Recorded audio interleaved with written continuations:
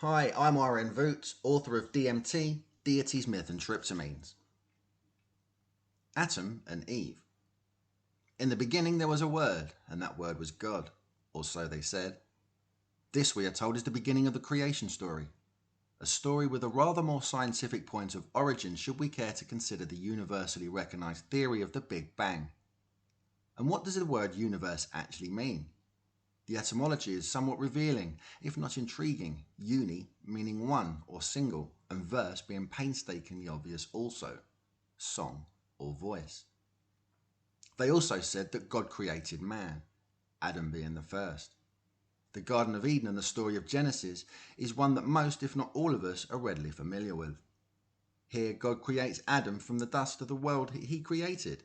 Considering that the Bible was largely, if not entirely, compiled by Middle Eastern minds of men described better as Arabic or of North African descent, are we really to believe a creation story which decidedly discusses a naked English couple in the jungle with a talking snake?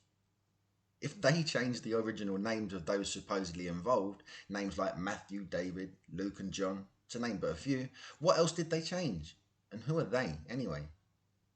I'm almost certain that most, if not all, of these events never really took place anyhow. Indeed, the Bible dictates that God is light, and I'm not suggesting that the entire biblical outlook is a pointless exercise. On the contrary, but what if we've been blinded by the proverbial light and have actually missed the point entirely? Ancient Egyptian mythology, from which a great deal of Christian, Islamic and traditional Buddhist concepts also sprang forth, discusses the notion of gods and light in much the same vein. The sun god Atum created himself from a mound of dust, an absurdity in the extreme.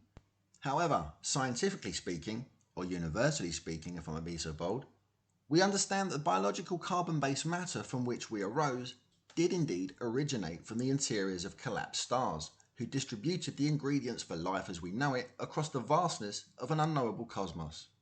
In short, we are made of stardust. Furthermore, Atum, much like today's favourite god or gods of choice, were sun gods, and we also know that suns are better described as stars also. Consider the carbon atom itself. Carbon is comprised of 6 protons, 6 neutrons, and 6 electrons. Remember our creation story? It sounds a lot more like atom and electron, a scientific point of view. The Bible dictates in Revelation 13, part 18, "Here lies wisdom. Let the person who has insight calculate the number of the beast, for it is the number of a man. That number is 666.